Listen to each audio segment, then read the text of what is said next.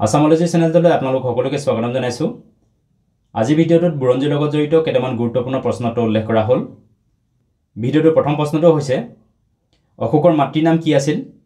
উত্তৰ সুভদ্ৰাংগী। অশোকৰ পিতৃৰ নাম আছিল বিন্দুসাৰ। চন্দ্ৰগুপ্ত মৌৰ্যই কোনগৰাকী শাসকক পৰাস্ত কৰি মৌৰ্য সাম্ৰাজ্য প্ৰতিষ্ঠা কৰিছিল? উত্তৰ নন্দ শাসক। হৰ্ষবৰ্ধনৰ সাম্ৰাজ্যৰ প্ৰথম ৰাজধানী কি আছিল? উত্তৰ থানেশ্বৰ। পাছত এই ৰাজধানী কনৌজ নামৰ ঠাইখনলৈ স্থানান্তৰিত কৰা হৈছিল। শ্বেৰ মেইছুৰ বুলি কোনগৰাকী শাসকক কোৱা হৈছিল? উত্তৰ টিপু চুলতান।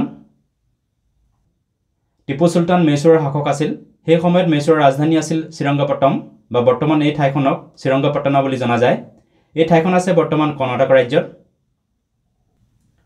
শ্বেৰশ্বাহ ছুৰীয়ে প্ৰৱৰ্তন কৰা সোণ, ৰূপ আৰু তামৰ মুদ্ৰাবিধক কি বোলা হৈছিল? সোণৰ মুদ্ৰাবিধক কোৱা হৈছিল মহুৰ, ৰূপৰ মুদ্ৰাবিধক কোৱা হৈছিল ৰুপিয়া, আৰু তামৰ মুদ্ৰাবিধক কোৱা হৈছিল ডেম। উৰ্দু সাহিত্যৰ পিতৃ বুলি কাক কোৱা হয়?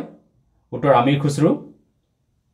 চুলতান ইলটুটমিছে প্ৰচলন কৰা ৰূপৰ আৰু তামৰ মুদ্ৰাবিধৰ নাম কি আছিল? উত্তৰ ৰূপৰ মুদ্ৰাবিধৰ নাম আছিল টাংকা, আৰু কপাৰ বা তামৰ মুদ্ৰাবিধৰ নাম আছিল জিতাল। আকবৰনামা গ্ৰন্থৰ লেখক কোন? উত্তৰ আবুল ফজল। এই গ্ৰন্থ পাৰ্চিয়ান ভাষাত লিখা হৈছিল। কিমান চনত বাবৰে মোগল সাম্ৰাজ্য প্ৰতিষ্ঠা কৰিছিল? উত্তৰ 1526 চনত। 1526 চনত হোৱা প্ৰথম পানিপটৰ যুদ্ধত বাবৰে দিল্লীৰ চুলতান ইব্ৰাহিম লোদীক পৰাস্ত কৰি মোগল সাম্ৰাজ্য প্ৰতিষ্ঠা কৰিছিল। মোগল সাম্ৰাজ্যৰ অন্তিমজন শাসক কোন আছিল? উত্তৰ বাহাদুৰ শ্বাহ দ্বিতীয় বা বাহাদুৰ শ্বাহ জফৰ। লাখ বক্স উপাধি কোনজন শাসকক প্ৰদান কৰা হৈছিল? উত্তৰ কুতুবুদ্দিন আইবাকক। জিজিয়া কৰ প্ৰথমে কোনে প্ৰৱৰ্তন কৰিছিল? উত্তৰ কুতুবুদ্দিন আইবাকে। জিজিয়া কৰ আছিল নন মুছলিম লোকৰ ওপৰত প্ৰৱৰ্তন কৰা এবিধ কৰ।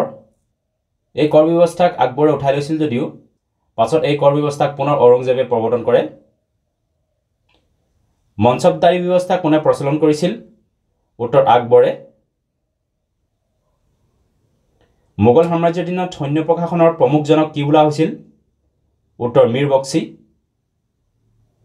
মোগল শাসনকালত জাগিৰদাৰৰ মুখ্য কাম কি আছিল? উত্তৰ কৰ সংগ্ৰহ কৰা।